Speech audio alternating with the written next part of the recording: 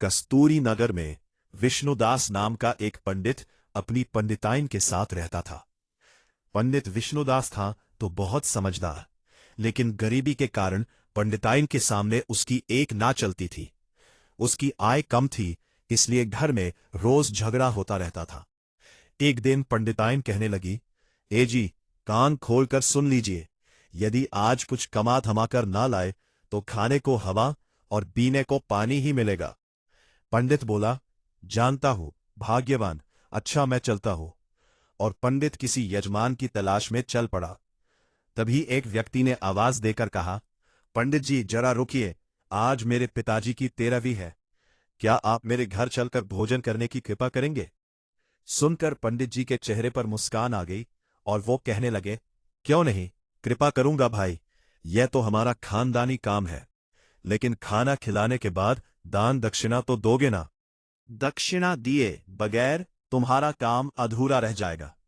वह व्यक्ति बोला, चलिए पंडित जी, आप कहते हैं तो वह भी दे दूंगा, लेकिन अब आप जल्दी से घर चलने की कृपा करें, क्योंकि सब लोग हमारा इंतजार कर रहे होंगे।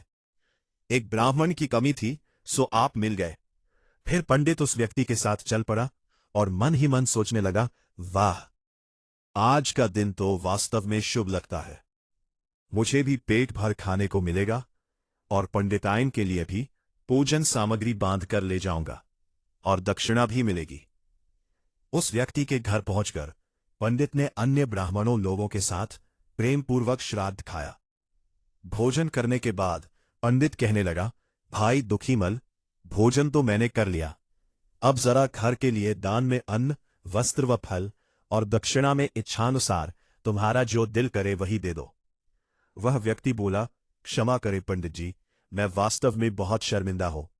दरअसल बात यह है कि पिताजी के श्राद्ध की व्यवस्था करने के लिए मैंने अपना मकान, बर्तन, भांडे, कपड़े, लत्ते सब कुछ बेच दिया।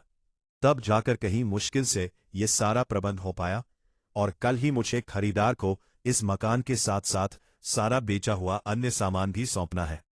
इसलिए अफसोस है कि दान में मैं आपको कुछ न दे सकूंगा, लेकिन दक्षिणा के रूप में आप ये शीशा स्वीकार करें। पंडित जी बोले, ये शीशा?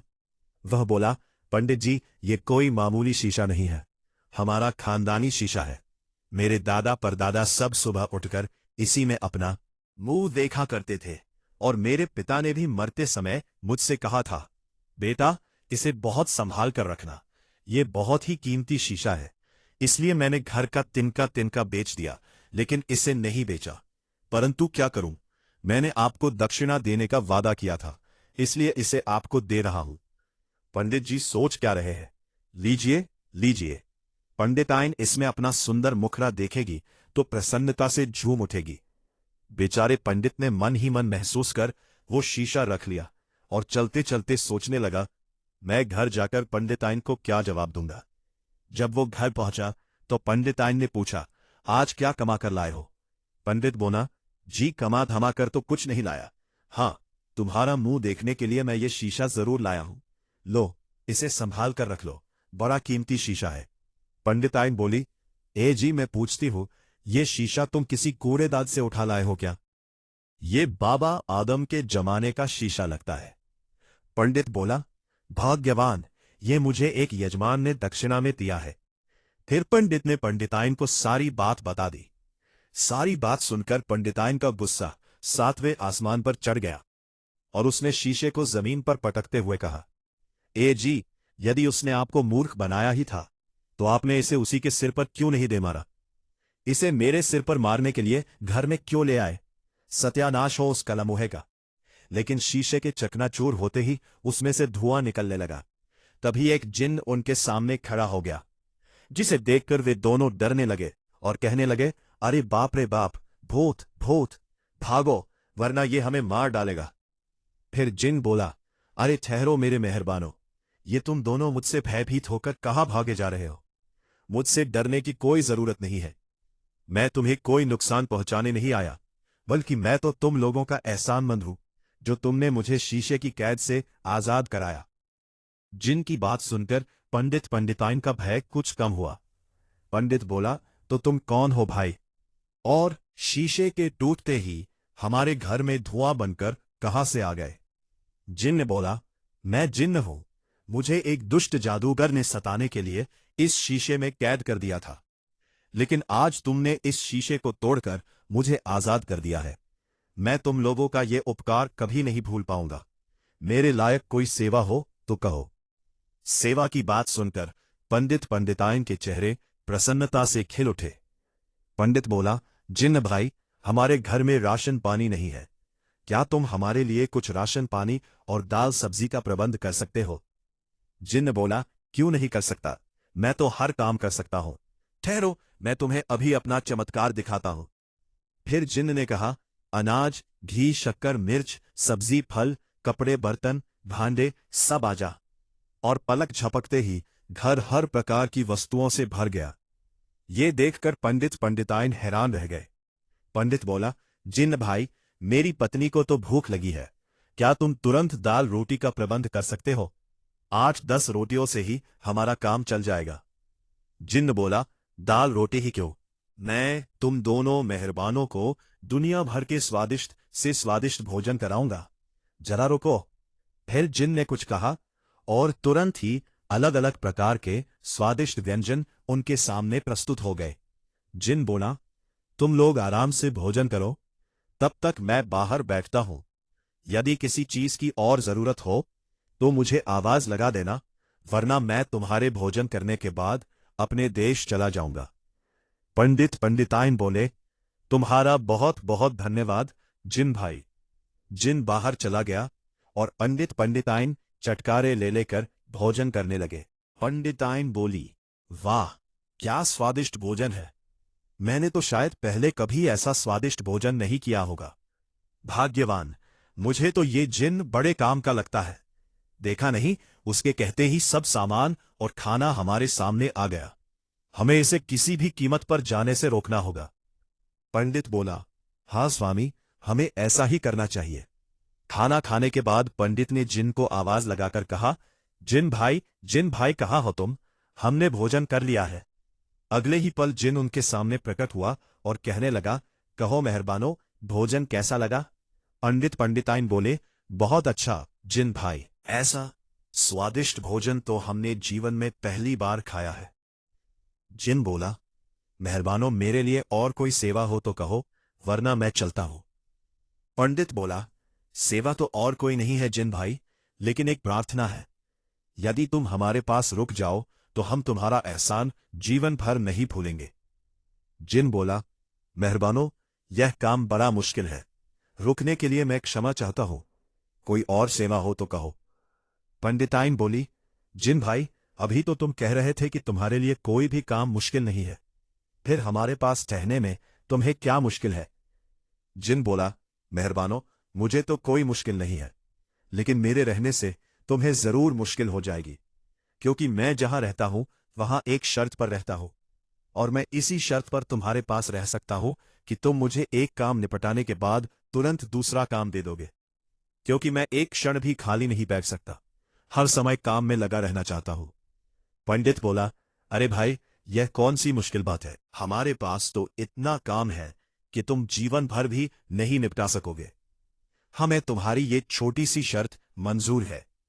जिन्न बोला, एक बार फिर सोच लो मेहरबानो। यदि तुम्हारे पास रहते हुए मैं एक क्षण के लिए भी खाली रहा तो मेरा दिमाग खराब हो जाएगा और मैं तुम दोनों को ही साबुत का साबुत निगल जाऊंगा। यदि मैं तुम्हारा कोई काम नहीं कर सका तो फिर ये तुम्हारी इच्छा पर निर्भर रहेगा कि तुम मुझे रखो या निकाल दो, इसलिए अच्छी तरह से सोच लो। वे दोनों बोले, हमने अच्छी तरह से सोच लिया है जिन्न भाई। ना तुम खाली रहोगे और ना ही ऐसी नौबत आएगी। बस तुम हमारे पास रह जाओ, यहां तुम्हें काम की कोई कमी नहीं होगी। जिन्न बोला, तब ठीक है, मैं तुम्हारे यहां रुक जाता हूं। अब तुम फौरन मेरे लिए कोई काम बताओ। ये सुनकर पंडित पंडिताइन बहुत प्रसन्न हुए। पंडिताइन बोली, सुनो, सबसे पहले तुम घर की साफ सफाई कर दो, हर वस्तु को उसकी जगह पर व्यवस्थित रख दो। पंडित बोला, चलो जी, जब तक ये घर का काम निपटाता है हम लोग थोड़ी देर आराम कर लेते हैं। पंडिताइन बोली, बिल्कुल बिल्कुल। इस जिन्न भाई के रहते हुए तो अब हमें कोई काम करने की जरूरत ही नहीं है, आराम ही आराम करेंगे। चलो, भाग्यवान। लेकिन अभी उन्होंने दूसरे कमरे में जाने के लिए एक कदम ही बढ़ाया था कि जिन वहां पहुंचकर कहने लगा, लो मेहरबानो, पूरा काम निपट गया, साफ सफाई भी हो गई और सारा सामान भी सही जगह पर ढंग से रख दिया है। पंडित बोला, अरे वाह, क्या बात है। सुनो जिन भाई, अभी बहुत काम पड़ा है। तुम पहले बाहर जाकर घर के आसपास की जगह की साफ सफाई करके हरी हरी घास बो दो और फिर आकर तीसरा काम समझना। जिन बोला, बहुत अच्छा मेहरबानो। जिन बाहर चला गया और पंडित पंडिताइन दूसरे कमरे में अपने अपने बिस्तरों पर जा बैठे। पंडित बोला, आखिर भगवान ने हमारी सुन ही ली, जो उसने इस मायावी जिन को हमारे पास मदद के लिए भेज दिया।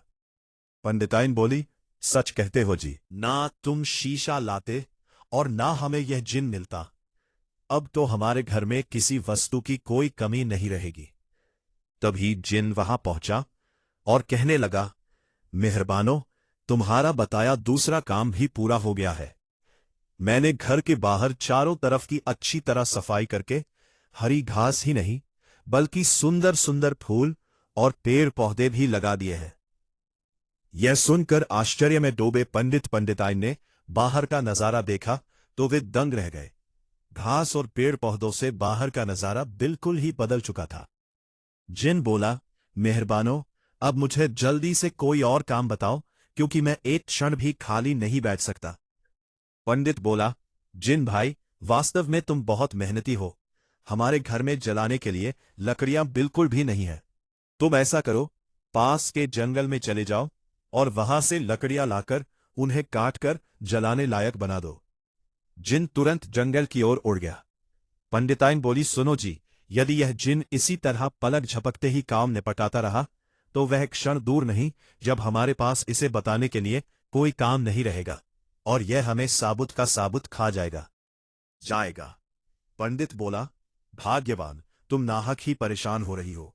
अभी तो मेरे पास इतने काम है कि वह इस जीवन में तो क्या, दूसरे जीवन में भी नहीं निपटा पाएगा। आओ चलकर आराम करें। उधर जिन उड़ता हुआ जंगल में पहुंचा और उसने झटपट कई पेड़ जड़ समेत उखाड़ लिए। पेड़ उखाड़ने के बाद उसने उनकी पत्तियां अलग की और साबुत पेड़ों के गट्ठर उठाकर कुल्हाड़ी से लकड़ियां काटने लगा। कुछ ही क्षणों में वहां उसने लकड़ियों का ढेर इकट्ठा कर दिया। इधर बेचारे पंडित पंडिताइन अभी एक झपकी भी नहीं ले पाए थे कि जिन उनके सर पर जा पहुंचा और कहने लगा, मेहरबानो, मैंने जलाने के लिए इतनी लकड़ियां इकट्ठी कर दी हैं कि वर्षों तक खत्म नहीं होंगी। अब मुझे अगला काम बताओ। दोनों ने बाहर निकलकर देखा तो वास्तव में ही जिन ने लकड़ियों का इतना बड़ा ढेर लगा दिया था कि वह कई वर्षों तक खत्म नहीं होगा। जिन बोला, मेहरबानो, जल्दी से मुझे अगला काम बताओ। पंडित बोला, सुनो जिन भाई, हमारे पास एक छोटा सा बंजर खेत है। तुम उसे उपजाऊ बनाकर गेहूं बो दो तथा एक तरफ कुआं भी बना दो ताकि समय समय पर सिंचाई की जा सके और खेत के चारों ओर बांध लगाना ना भूलना, वरना मवेशी घुस जाएंगे।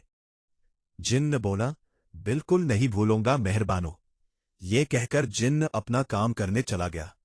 जब जिन्न नजरों से ओझल हो गया तो पंडिताइन कहने लगी, ए जी, मुझे तो इस जिन से डर लगने लगा है। मेरी मानो तो इसे यहां से भगाने की कोई तरकीब सोचो, वरना वो एक न एक दिन जरूर हमें खा जाएगा। पंडित बोला, अरे भाग्यवान, तुम जरा भी चिंता ना करो। मेरे पास इतने बड़े बड़े काम हैं कि वो क्या, उसका बाप भी वर्षों तक पूरा नहीं कर पाएगा। आओ चलकर आराम करें। उधर जिन्न पंडित जी के खेत पर उतरा, हल और बैल के साथ जमीन की जुताई करने लगा। थोड़ी ही देर में जिन्न ने न केवल पूरा खेत जोत दिया बल्कि गेहूं भी बो दिया। खेत से बाहर निकलकर जिन्न ने एक स्थान पर जोर से अपना पैर पटका। तुरंत वहां कुएं जितना गहरा गड्ढा हो गया और कुछ ही देर में वो गड्ढा पानी से भर गया। बेचारे पंडित पंडिताइन अभी चैन की एक नींद भी नहीं ले पाए थे कि जिन्न फिर उनके सर पर हाजिर हो गया और कहने लगा, मेहरबानो, खेत का सारा काम हो गया है। खेत भी जोत गए हैं और कुआं भी खुद गया है। अब मुझे अगला काम बताओ। पंडित बोला, जिन भाई, आओ बाहर चले, फिर मैं तुम्हें अगला काम बताता हूं। बाहर पहुंचकर पंडित कहने लगा, देखो जिन भाई, वहां जो सामने पहाड़ियां दिखाई दे रही है वहां तुम्हें हमारे लिए आलीशान महल तैयार करना है। एक ऐसा महल जिसमें धन दौलत, नौकर चाकर सब कुछ हो, लेकिन उसके आसपास वो पहाड़ियां ना हो। जिन बोला, चिंता ना करो मेहरबानो, जैसा कहा है वैसा ही होगा। और फिर जिन अपना काम करने चला गया। पंडित बोला, देखा भाग्यवान, इस बार मैंने उसे कितना मुश्किल काम बताया है। मुझे विश्वास है कि अब वो हफ्तों तक हमें परेशान नहीं करेगा। पंडिताइन बोली, स्वामी भगवान करे ऐसा ही हो। ना जाने मुझे क्यों ऐसा लग रहा है कि यह बला हमारी जान लेकर ही पीछा छोड़ेगी। लेकिन बिस्तर पर बैठकर उन्होंने अभी चैन की एक सांस ही ली थी कि जिन फिर उनके सामने हाजिर हो गया और कहने लगा, मेहरबानो, सेवक फिर सेवा के लिए हाजिर है। तुम्हारे कहे मुताबिक महल तैयार हो गया है, अब कोई और काम बताओ। हुआ।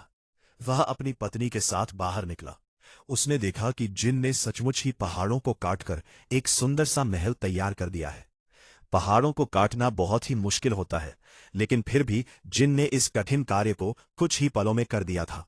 जिन बोला, मेहरबानो, अब तो तुमको विश्वास हो ही गया होगा। अब जल्दी से मुझे फिर कोई और काम बताओ, मैं एक पल भी खाली नहीं रह सकता। पंडित बोला, अरे जिन भाई, पहले हमें हमारे महल में तो ले चलो, हम भी तो देखें आखिर महल के भीतर तुमने क्या इंतजाम किया है। जिन बोला, तो आओ मेहरबानो, तुम दोनों मेरे एक एक हाथ पर बैठ जाओ, मैं अभी तुम्हें महल के अंदर ले चलता हूं। और उन दोनों के हाथ पर बैठते ही जिन उन्हें लेकर महल की ओर उड़ चला। पंडित सोचने लगा, अब तो इसे कोई ऐसा काम बताना होगा जो बहुत ही मुश्किल हो, वरना पंडिताइन का कहना सच हो जाएगा। वास्तव में इस बला को पालकर हमने स्वयं अपने प्राणों को संकट में डाल लिया है। महल के भीतर पहुंचकर पंडित और पंडिताइन ने महल का निरीक्षण किया। जिन ने वास्तव में वहां सुख सुविधाओं एवं जरूरत की हर वस्तु जुटाने के साथ साथ नौकर चाकर और दास दासियों का भी प्रबंध कर दिया था। महल को देखकर पंडित पंडिताइन बहुत प्रसन्न हुए। पंडित कहने लगा, वाह, मजा आ गया, अब मैं किसी राजा से कम नहीं हूं। और पंडिताइन बोली, मैं भी किसी रानी से कम नहीं हूं। तभी जिन बोला, मेहरबानो, मुझे जल्दी से कोई काम बताओ, वरना मैं तुम्हें खा जाऊंगा। पंडित बोला, हाँ हाँ जिन भाई, अभी कोई काम बताते हैं, आप क्रोधित ना हो। पंडित ने फिर उसे एक काम बता दिया।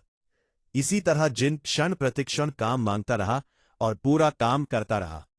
पंडित उसे मुश्किल से मुश्किल काम बताता, लेकिन जिन उसे क्षण भर में ही पूरा करके वापस लौट आता। किसी तरह वो रात बीती, अगला दिन बीता और दूसरी रात होने को आई। अब जब पंडित और पंडिताइन को ऐसा लगा कि अब उनके पास जिन को देने के लिए कोई काम नहीं रहा है, तो उनके पसीने छूटने लगे। वो दोनों जिन से पीछा छुड़ाने का उपाय सोचने लगे। कुछ देर तक सोचते रहने के पश्चात पंडिताइन प्रसन्नता से बोल उठी, आहा हा, आ गया एक उपाय, उस बला से छुटकारा पाने का। पंडित बोला, भाग्यवान, जरा मुझे भी तो बताओ कि तुमने ऐसी क्या तरकीब सोची है। लेकिन इससे पहले कि पंडिताइन पंडित को अपनी तरकीब बता पाती, जिन वहां हाजिर हो गया और कहने लगा, मेहरबानो, अब मुझे अगला काम बताओ। पंडिताइन बोली, तुम तो जानते ही हो जिन भाई कि मेरे पति पंडित है और इन्हें अपनी पंडिताई के लिए सारे ग्रहों, नक्षत्रों व उपग्रहों का हिसाब किताब रखना पड़ता है। जिन बोला, बिल्कुल, इसके बगैर तो इनका काम ही नहीं चल सकता। पंडिताइन बोली, तो सुनो जिन भाई, आज की रात आकाश में सारे नक्षत्र, ग्रह व उपग्रहों के साथ साथ गण भी दिखाई देने वाले हैं। एक साधारण मनुष्य तो उन गणों का हिसाब किताब नहीं रख सकता, लेकिन क्योंकि तुम सब काम कर सकते हो, इसलिए आज रात तुम ही उन सब का हिसाब किताब रखो। सुबह तुम्हें हमें यह बताना है कि रात में कितने तारे निकले, कितने ओझल हुए, कितने ग्रह, उपग्रह, नक्षत्र और गण दिखाई दिए। जिन बोला, मेहरबानो, ये कौन सा मुश्किल काम है, तुम निश्चिंत होकर आराम करो, तुम्हारा ये काम भी सुबह तक हो जाएगा। अच्छा, अब मैं छत पर चलता हूं ताकि अभी से आकाश पर नजर रख सको। जिनके वहां से जाने के बाद पंडित कहने लगा, वाह पंडिताइन, तुमने तो वास्तव में कमाल कर दिया। कम से कम रात भर तक के लिए तो इससे छुटकारा मिल ही गया। पंडिताइन बोली, स्वामी, रात भर के लिए ही नहीं, तुम देखना, कल सुबह हमें इससे हमेशा हमेशा के लिए ही छुटकारा मिल जाएगा। उसके बाद दोनों पति पत्नी चैन की नींद सो गए। उधर जिन महल की छत पर जाकर लेट गया और आकाश पर नजर रखने लगा। रात अधिक नहीं हुई थी, इसलिए पहले तो कुछ तारे दूर दूर निकले, लेकिन जैसे जैसे रात गहरी होती गई, आकाश में तारे ही तारे दिखाई देने लगे।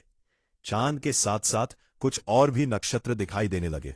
बेचारे जिन ने काफी रात तक आकाश में निकले तारों, चांद, ग्रहों व उपग्रहों की गिनती करने की कोशिश की, लेकिन हर बार उसकी गिनती गड़बड़ा जाती थी और वह फिर शुरू से गिनना शुरू करता था। वह जिन था तो क्या हुआ? भला तारों की गिनती करना कोई आसान काम नहीं था। गिनती करते करते वह इतना थक गया कि रात्रि के तीसरे पहर ही उसके तेज खर्राटे चारों ओर गूंजने लगे। अगले दिन सुबह होने पर पंडित और पंडिताइन ने जिन को जगाते हुए कहा, जिन भाई उठो, देखो सूरज निकल आया है। जिन सोचने लगा, क्या मैं रात में सो गया था? ये कैसी अनहोनी हो गई। पंडित बोला, जिन भाई, ये बताओ कि क्या तुमने तारों व अन्य ग्रहों का हिसाब किताब रखा? जरा बताना तो, उनकी संख्या किस किस दिशा में कितनी थी? जिन बोला, माफ करना मेहरबानो, मैं तुम्हारा ये काम नहीं कर सका। मैंने कोशिश तो बहुत की थी, लेकिन हर बार गड़बड़ हो जाती थी। फिर पता नहीं कब मेरी आंख लग गई। पंडिताइन बोली, अरे जिन भाई, अब पता नहीं कितने सालों बाद ऐसा दिन आएगा जब सारे नक्षत्र एक साथ आकाश में दिखाई देंगे। तुम्हारे जरा से आलस्य ने यह सुनहरा अवसर हमारे हाथ से निकाल दिया। जिन बोला, मुझे दुख है मेहरबानो कि मैं आपका ये काम नहीं कर सका। पंडिताइन बोली, जाओ, निकल जाओ यहां से। हमें तुम जैसे लापरवाह जिन की कोई जरूरत नहीं है। बड़े आए थे हर काम करने वाले, कहते थे मैं एक क्षण भी खाली नहीं बैठ सकता। यदि मुझे काम नहीं मिला तो मैं तुम्हें खा जाऊंगा। अब बताओ, क्या हम तुम्हें खा जाए? पंडिताइन की यह बातें सुनकर जिन हंस पड़ा और कहने लगा, मेहरबानो, तुम लोग वास्तव में बहुत ही चतुर हो। निसंदेह तुमने इस बार मुझे मूर्ख बनाकर अपने प्राण बचा लिए, वरना आज तक जिसके पास भी मैं रहा वो जिंदा नहीं बचा, क्योंकि मैं यह बाजी हार गया हूं।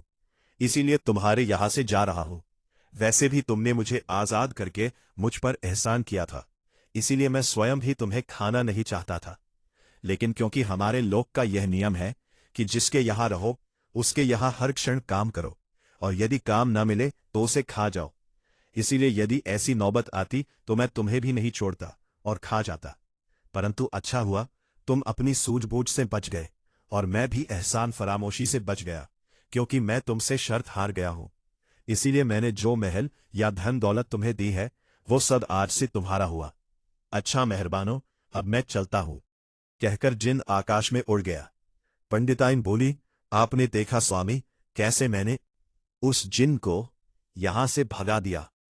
पंडित बोला, वाह पंडिताइन, पहले तो मैं केवल तुम्हारी खूबसूरती का कायल था, आज से मैं तुम्हारे दिमाग का भी कायल हो गया हूं। उसके बाद दोनों पति पत्नी महल में रहते हुए आनंदपूर्वक अपना जीवन गुजारने लगे। मेरे प्यारे दोस्तों, अगर आपको ये कहानी पसंद आई है तो कृपया हमारे चैनल दर्पण को सब्सक्राइब कर ले और इस कहानी को लाइक और शेयर करें। आप अपनी राय कमेंट बॉक्स में दे सकते हैं, जो हमारी प्रस्तुति को बेहतर करने में सहायक होगा।